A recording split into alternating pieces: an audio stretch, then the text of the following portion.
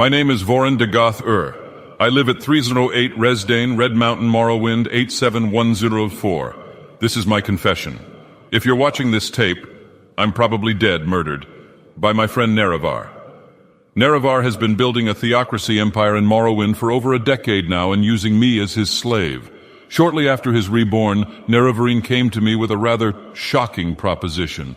He asked that I use my god powers to cook moonsugar, which he would then sell using his connections in Vvanderfell, connections that he made through his career with the Blades. I was astounded. I always thought that Nerevar was a very moral dunmer, and I was thrown, confused, but I was also particularly vulnerable at the time, something he knew and took advantage of.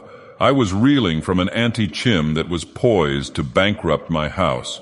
Nerevar took me on a silts ride along and showed me just how much money even a small skooma operation could make.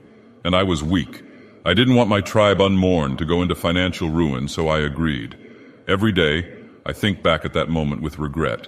I quickly realized that I was in way over my head, and Nerevar had a partner, a man named Caius Cosades, a blade agent. Nerevar essentially sold me into servitude to this man, and when I tried to quit, Caius threatened my house. I didn't know where to turn.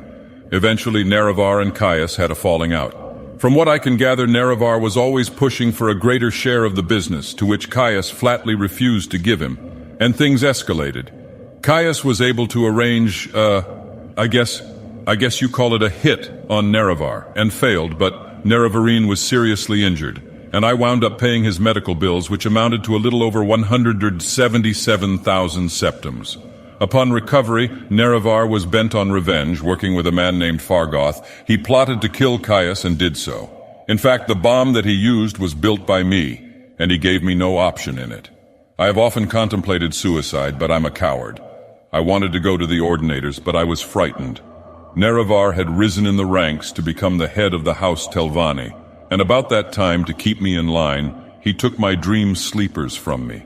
I was in hell. I hated myself for what I had brought upon my house. I can't take this anymore. I live in fear every day that Nerevar will kill me, or worse, hurt my tribe.